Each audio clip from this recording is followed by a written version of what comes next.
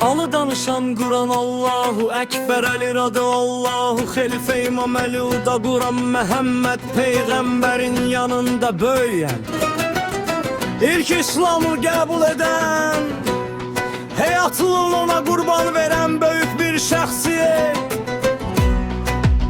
Allahu Ekber, Məhəmməd Peyğəmbərə suiqest olanda onun yatağında yatan bir şəxs, İbadet ederken üzüğünü sədəqə verən şəxs.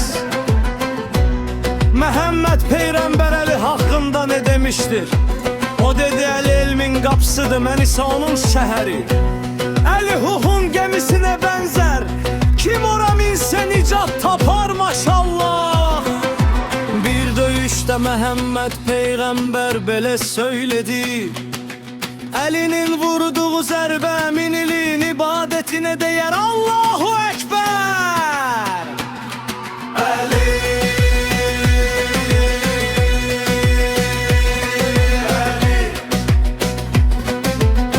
İmam Həsən və Hüseyin atası, Peyğəmbərin qozunun qarası, qız Fatime-i Zəhran həyat yoldaşı.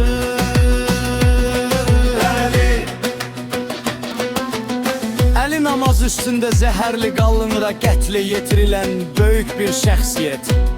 Dur elinin qəbri o dövrün düşmənlərindən 100 il qızlı qal, dəfn edəndə gecə səhralıqda dəfn olunub. Hamıdan uzaq bir sir olaraq qalb, onun yerini ancaq Əhl-i Beyt bilib. Bu bir tarixdir, bugün kimi Fatimə Zəhra xanımın qəbri qızlı qal.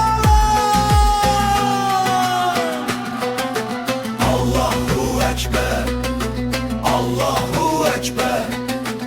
Allah'ın selamı olsun Muhammed aleyhisselama ve onun eylesine ehli beytine. Allah büyüktür ve Allah'ın seçtiği bütün şahslar bizim baş tacılımızdır.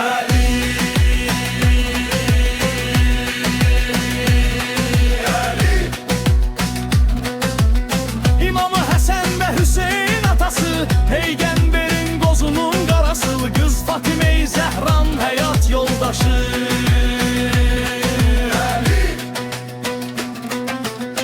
Hasiya xanım, Meryem xanım, Xədicə xanım, Fatime-i Zəhra xanım, Ayşə xanım böyük seksdiyetlərdir. Həvva xanım isə bizim nənəmizdir.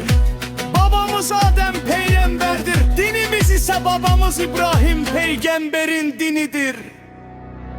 Her şeyin sahibi tek olan Allah'tır. Biz ise onun kullarıyız. Dünya bir konağı evidir. Biz ise müvəqqəti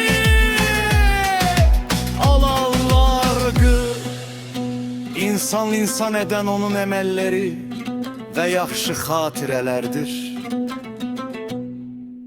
Allah bizi qorusun, amin.